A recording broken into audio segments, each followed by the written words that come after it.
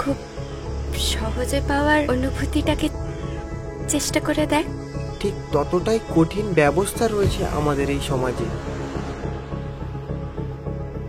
এই কান ওই কান যেই কথাগুলো আমি করে বেড়াই, তার মধ্যে তোমার মেয়ের ব্যাপারটা সম্পূর্ণ আলাদা। যত তাড়াতাড়ি পারি ধার দেনা করে ভালো পাত্র দেখে ওর একটা বিয়ে দিয়ে দেবো। কেন তুমি জানো না, তোমাকে আমাকে বাজারে একসাথে লোকে দেখে তোমাকে আমার বাপ মনে করে। আর কোন ছেলে খুঁজে পেলি না, একেবারে মুসলমান। সেই সেবার দেখা হয়েছিল প্লাবনে, আকুল পাথারে ভেসে যাওয়া ছিল মন্ত্র। তা ওখানে কার সাথে দেখা করবে? আরে দেখবা কিসের লাগে? ভাগ এখান থেকে, ভাগ ভাগ শালি। ঘরে কি কোনো বিহারযোগ্য পাত্র আছে নাকি চুরি করতে? ও আমার গুরুদেব, তোমাকে প্রণাম জানাই। হে আল্লাহ, আমাকে তুমি কার পাল্লায় পড়ালে? তোমার কি মাথাটাতে খারাপ হয়েছে নাকি? ওইখানেই তো ঘটনাটা ঘটেছে। খোদা হাফেজ। ওরকম ছেলে আমাদের গ্রামে আর দুটো পাবি না। কিছু কি বলবেন?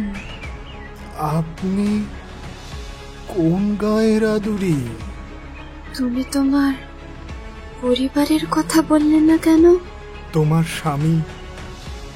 একবার ভাবো তো, জীবনের মূল পর্বের খেলা যদি অমীমাংসিত থাকে।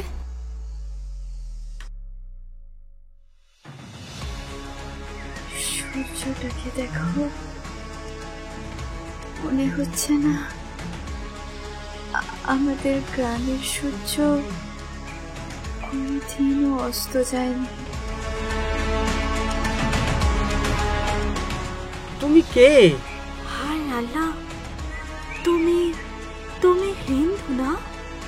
500 বছরের ইতিহাসে এ গায়ে এর আগে এরকম ঘটনা কোনোদিন ঘটেনি। আপনারা যান এখন।